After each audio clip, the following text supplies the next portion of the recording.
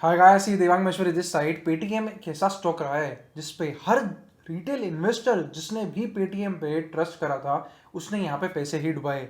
जो share around 2000 के आसपास लिस्ट हुआ था स्टॉक एक्सचेंज पे, अभी वो शेयर करंटली 674 रुपीज़ के आसपास है। यानी कि बात करें हम ऑल टाइम हाई से, तो ये स्टॉक 64% तक नीचे गिर चुका है।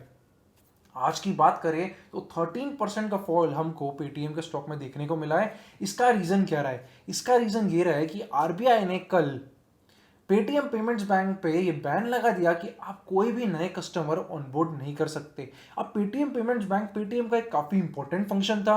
आगे जाके स्मॉल फाइनेंस बैंक में कन्वर्ट होने का ओवरऑल एस्पिरेशन था फाउंडर विजय शेखर शर्मा का।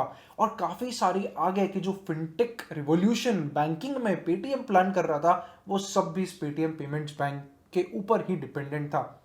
आगे क्या हो सकता है? देखिए, सबसे पहले अभी तो कस्टमर पे दो तरीके के इम्पैक्ट आते हैं। एक तो ट्रस्ट का ब्रीच, और दूसरा कस्टमर लॉयल्टी उसके कारण जो होती है।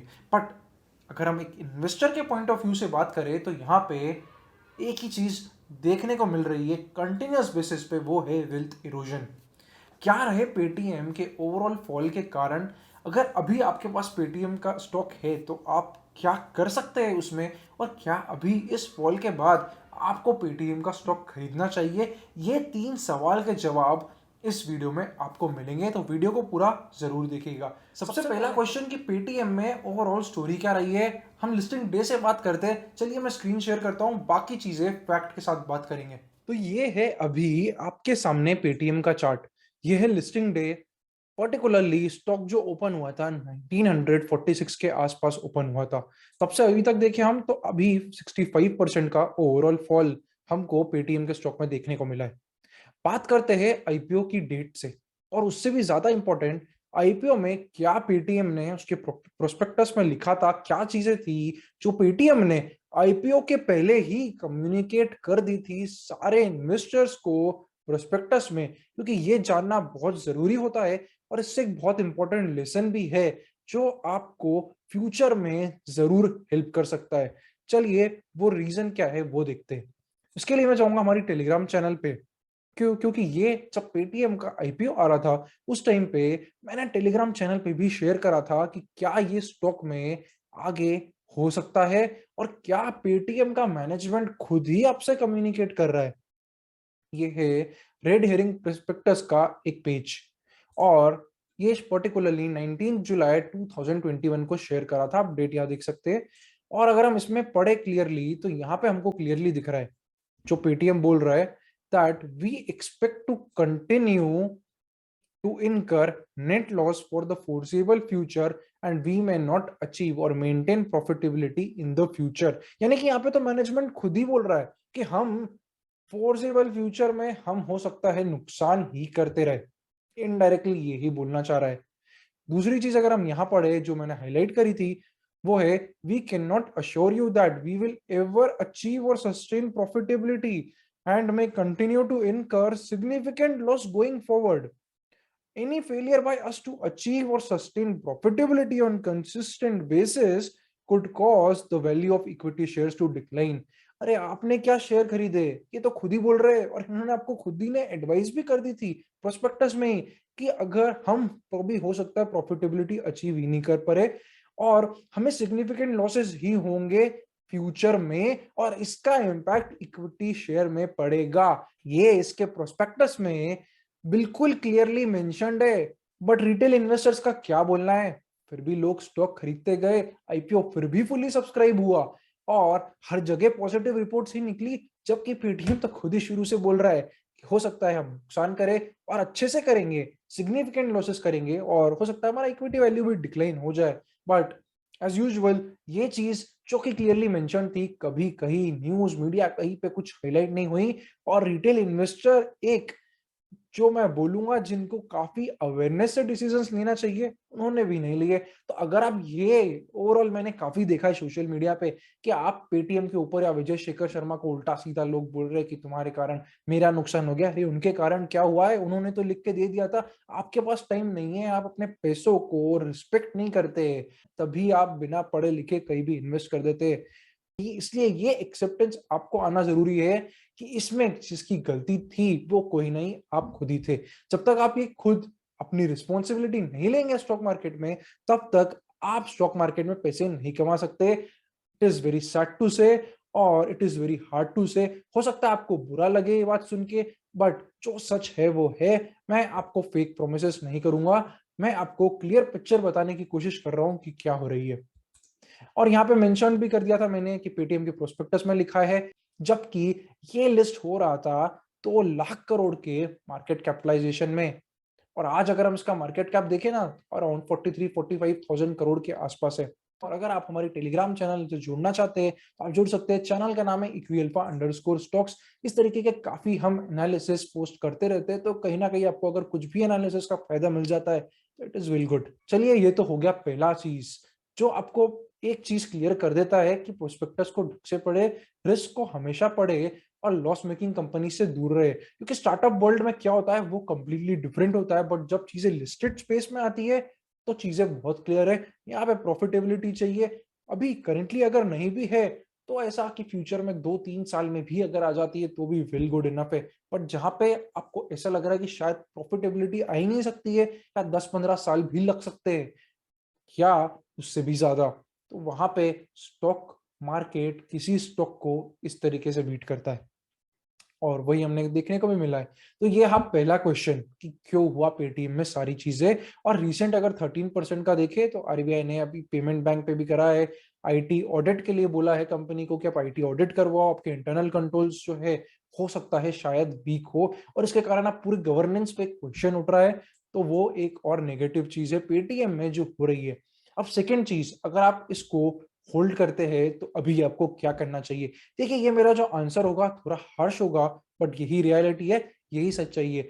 जब कोई स्टॉक आपने अगर खरीदा है, फॉर एग्जांपल आपने यहाँ पे खरीद लिया, आपने किसी भी वजह से खरीदा, आखिरी रिस्पॉन्सिबिलिटी आपका पैसा है, आपकी रिस्पॉन्सिबिलिटी है। आप कभी किसी को ब्लेम नहीं कर सकते हो कि इनके कारण मुझे नुकसान हुआ है, उनके कारण मुझे नुकसान हुआ है। किसी ने आपसे फेक प्रोमिसेस नहीं करी थी, प्रोस्पेक्टस में साफ साफ लिखा था। अगर आपने यहाँ पे खरीदा है या यहाँ पे खरीदा है या यहाँ पे खरीदा है, अभी अगर आपका नुकसान हम चलिए सबसे लोएस्ट पॉइंट से भी देखें तो अराउंड 30% होगा। इसके ऊपर से देखें तो आपका नुकसान 50%, इसके और ऊपर से देखिए तो 60-65% तक का नुकसान है। क्या कर सकते हैं जब 60% नुकसान में हो? कुछ नहीं कर सकते, यही आंसर है। अब सिवाय ये स्टॉक को होल्ड करने के और उम्मीद करने के कि शायद फ्यूचर में कुछ सही हो, आपको ये स्टॉक को होल्ड ही करना पड़ेगा, क्योंकि इतना बड़ा नुकसान लेना इजी नहीं होता है। इसलिए एक बहुत इंपॉर्टेंट सेइंग है that always respect risk. Risk, जोखिम को आप अगर रिस्पेक्ट करेंगे तो आप पैसे कमाएंगे, नहीं तो कुछ ऐसी ही चीज हो जाती है। और ये एक और अच्छा एग्जांपल है कि हर वो रिटेल इन्वेस्टर जो बाइंग द डिप सोचता है, अगर वो थोड़ा भी गलत स्टॉक निकला ना तो बाइंग द डिप, आपने यहां एवरेज करा स्टॉक को, फिर आपने यहाँ एवरेज करा, फिर आपने यहाँ एवरेज करा, और हो सकता है अभी आप वीडियो देख रहे हो तब भी आप यही सोच रहे हो कि मैं यहाँ और एवरेज करूँ क्या। इस तरीके से एवरेज कर करके अपनी प्राइस तो नीचे कर देते हैं, पर आप एक फैक्ट भूल जाते हैं कि स्टॉक कहाँ तक जा सकता है, कितना नीचे जा सकता है, वो किसी को नहीं पता होता है। वो स्टॉक 80-70%, 80%, 90% तक के डिक्लाइंस है जो अच्छे से अच्छी कंपनी में हमें क्रैशेस में देखने को मिले। क्या अगर कुछ गवर्नेंस का फ्लॉस निकला है, तब भी हमने यही देखा है। डीएचएफएल का केस हो गया, यस बैंक का केस हो गया, सबने हमने यही देखा, अगर गवर्नेंस इशू फंसता है ना तो चीजें आरिया पार हो जाती है, 80% 90% तक भी चीजें गिर जाती है। तो अभी अगर आप मुझसे पूछे कि और कितना जाएगा भाई ये स्टॉक नीचे, तो मैं बोलूंगा यहाँ से और 30% भी जा सकता है अगर चीजें और वर्स होती है। अब ये स्टॉक को अगर खरीदना है, क्योंकि अब अगर आप होल्ड कर रहे हैं तो आपके पास ज्यादा कुछ चॉइस बचा नहीं है सिवाय उम्मीद करने के और प्रे करने के कि चीजें सही हो जाए, क्योंकि आपका नुकसान ऑलरेडी बहुत हाथों के बाहर निकल चुका है, जिसको प्रैक्टिकली आप नुकसान को बुक नहीं कर पाएंगे। और करना भी बहुत मुश्किल होता है 60% नुकसान को बुक, इसलिए अब सिर्फ आप वेट ही कर सकते हैं। थर्ड चीज, अगर ये स्टॉक अगर आपको अभी खरीदना है, पहली चीज तो आपको समझ में आ गई होगी कि ये स्टॉक को खरीदना आइडियली नहीं चाहिए। फिर भी अगर आपकी बहुत इच्छा है, आपको लगता है पेटीएम शायद बहुत अच्छा फ्यूचर में कर जाए, प्रॉफिटेबल हो जाए, आपका बहुत हाई कन्विक्शन है, तो मैं आपको इतना जरूर बता सकता हूँ कि कहाँ आपको ये स्टॉक को खरीदने का सोचना चाहिए। देखिए, पेटीएम अगर देखे तो ये कंटिन्यूस एक लो ट्रेंड में जा रहा है। अगर हम इसके मूविंग एवरेज देखें तो ये है 10 डे मूविंग एवरेज, ये है 20 डे मूविंग एवरेज, और कंटिन्यूस स्टॉक इसके पास आता है, रेजिस्टेंस लेता है, नीचे जाता है, फिर ऊपर आता है, रेजिस्टेंस लेता है, नीचे जाता है, ऊपर आया, रेजिस्टेंस लिया, नीचे चला गया। तो एक कंप्लीट डाउन ट्रेंड जिसको बोलते हैं लोअर लोज। ये पहला लो, फिर लो, फिर नया लो, इसके बाद फिर नया लो, यही कंटिन्यूस स्टॉक में चल रहा है। तो सबसे पहले आपको ये चीज देखनी है, फर्स्ट लेवल ऑफ क्लियरेंस ये होगा कि स्टॉक इन मूविंग एवरेजेस को पार करे। ठीक है, ये बाय ट्रिगर करेगा? नहीं, ये बाय ट्रिगर नहीं करेगा। ये आपका ओवरऑल फर्स्ट पॉइंट ऑफ, ये आपका फर्स्ट लेवल ऑफ चेक कि 10 डे 20 डे मूविंग एवरेज के आसपास निकलेगा, क्योंकि हमने अभी कंटिन्यूसली ये देखा है कि यहाँ से रेजिस्टेंस है। दूसरा, इसके ऊपर हम 50 डे मूविंग एवरेज देखें तो जब तक स्टॉक इस 50 डे को रिक्लेम नहीं करता तब तक इधर कुछ अच्छा मोमेंटम नहीं आएगा। और अगर हम तीसरी चीज की बात करें और एक हम ट्रेंड लाइन बनाने की कोशिश करें, तो यहाँ पे एक ट्रेंड लाइन कुछ इस तरीके से हमको बनती हुई दिखती है, जहां पे ये मल्टीपल पॉइंट्स कनेक्ट हो रहे हैं। ये 1 पॉइंट, इधर दिस इज सेकेंड, एंड यहाँ पे थर्ड पॉइंट। तो जब तक ये ट्रेंड लाइन के ऊपर नहीं आता है, ये एक तीसरा चेक रहेगा। तो जब ये तीनों चीजें हो जाती है, आपको स्टॉक यहाँ से बर्स्ट करता हुआ 50 डे की भी ऊपर दिख रहा है और एक हायर हाई बना रहा है, वो एक पॉइंट होना चाहिए स्टॉक को खरीदने का, क्योंकि वही एक गुड स्ट्रक्चर ऑफ प्राइस होता है। जब तक ये डाउन ट्रेंड में है, स्टॉक से दूर रही है। किसी को नहीं मालूम अभी ये स्टॉक कहाँ जाके रुकेगा, कहाँ गवर्नेंस की चीजें और निकलेगी। और एक नई लर्निंग में जो आपको इसमें देना चाहूंगा वो ये कि इस तरीके की जो नेगेटिव न्यूज होती है वो हमेशा से किसी ना किसी को पता ही होती है। अगर आप ये सोच रहे हैं कि आप एक कमरे में बैठ के सारा एनालिसिस कर रहे हैं और आप सबसे होशियार है, तो ऐसा बिल्कुल भी नहीं है। ना मैं सबसे होशियार हूं, ना आप सबसे होशियार है। सबसे होशियार वही है जिसके पास इंफॉर्मेशन सबसे ज्यादा अवेलेबल है, ज्यादा रिसोर्सेस है, ज्यादा पावर है, और उन्हें ही कहते हैं इंस्टीट्यूशनल इन्वेस्टर्स। तो हो सकता है काफी टाइम से ये इंफॉर्मेशन पता हो, इसलिए सेलिंग ऑलरेडी चल रही हो। स्टॉक जब एक डाउन ट्रेंड में होता है तब अच्छे चांसेस होते हैं कि और नेगेटिव न्यूज आए। जिस तरीके से कोई स्टॉक आपको दिखेगा बहुत बढ़ रहा है, आपको सब पॉजिटिव सुनने को मिलेंगे, वैसे ही जब स्टॉक नीचे जाता है तभी उस टाइम पे नेगेटिव कुछ ना कुछ निकल के आ जाता है। ऐसा मेरा पर्सनल ऑब्जर्वेशन है। क्या आप भी यही सोचते हैं? मुझे कमेंट में जरूर बताइएगा। तो ये है पेटीएम का फुल एनालिसिस। क्या कर रहे हैं आप? स्टॉक को बाय कर रहे हैं, होल्ड कर रहे हैं या सेल कर रहे हैं? कमेंट में मुझे जरूर बताइएगा। चलिए मिलते हैं अगले वीडियो में। Thank you for watching. C A Divang Maheshwari.